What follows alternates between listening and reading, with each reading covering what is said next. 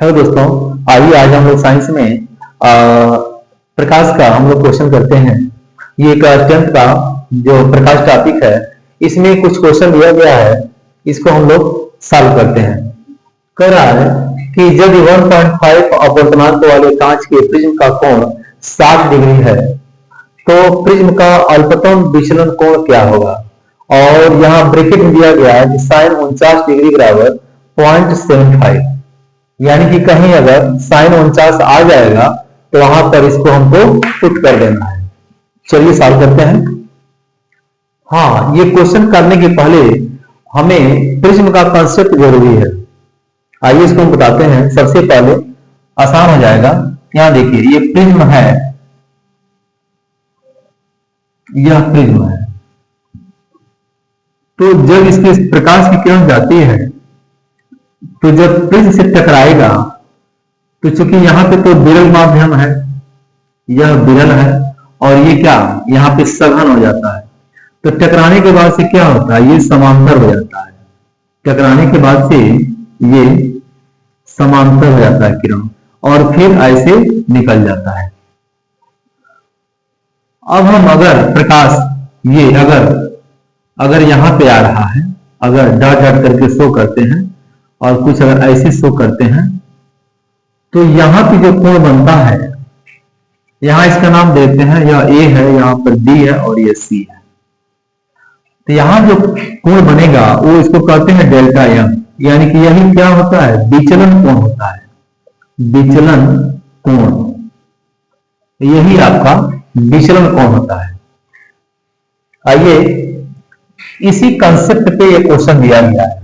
कह रहे हैं कि यदि अपवर्तनांक 1.5, यानी कि यहां पर n की जो मान है वो क्या है, 1.5 है। कांच के प्रिज्म का कोण 60 डिग्री है, यानी कि यहां पर जो a का मान है वो 60 डिग्री दिया गया है।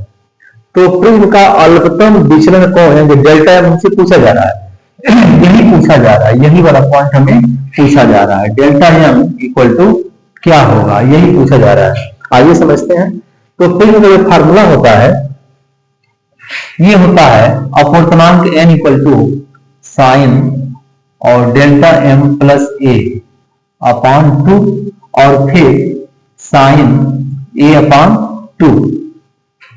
देखिए, ये प्रिज्म का फार्मूला है, यही फार्मूला है, और इसी फार्मूले से क्वेश्चन ये हल होगा।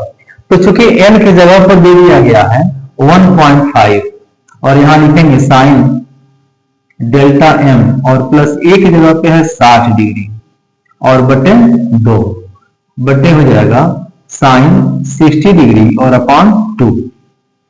अब यहां क्या होगा, 1.5 इक्वल टू साइन और डेल्टा m और प्लस 60 डिग्री अपॉन 2, और बटे यह देखिए कोण है, यानी 60 में जब भाग देंगे 2 का तो हो जाएगा हमारा 30, यानी कि यहां लिखेंगे साइन 30 डिग्री।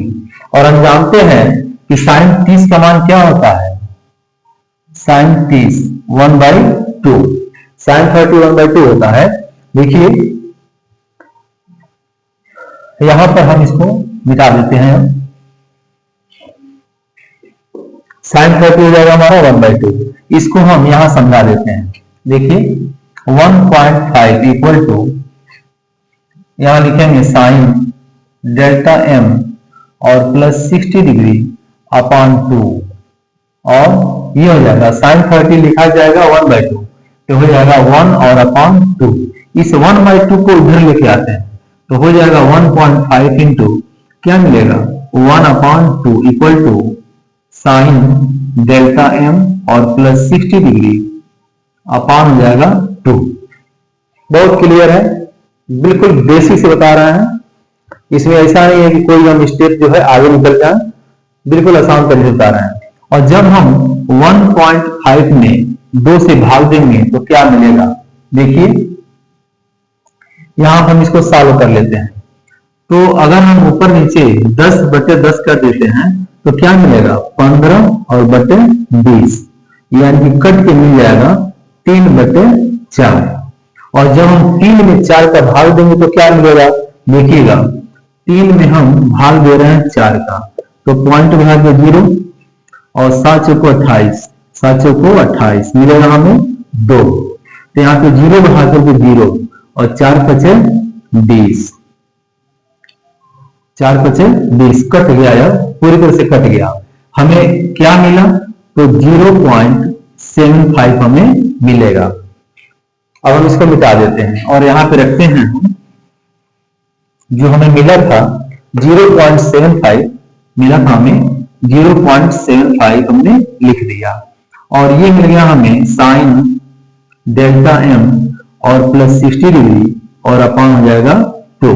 ध्यान दीजिएगा क्वेश्चन में लिखा गया है कि 0.75 जहां पे हो वहां पर हम साइन 49 डिग्री लिख सकते हैं बस।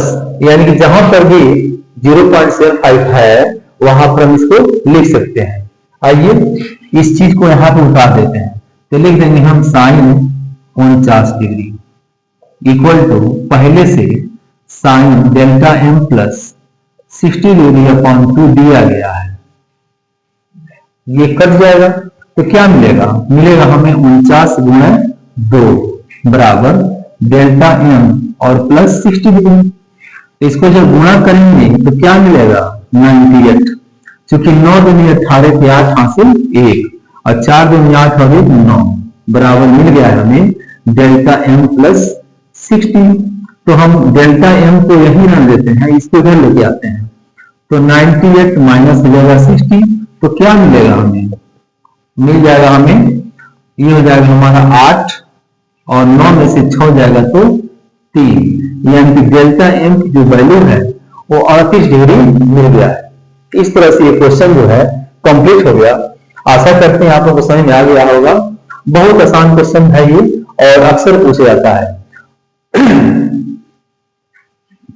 प्रकाश के प्रिज्म का ये क्वेश्चन था और हम इसको बता दिए हैं। आइए अब हम इसको, अगर वीडियो अच्छा लगे तो फिर लाइक कर दीजिएगा और शेयर कर दीजिएगा। धन्यवाद।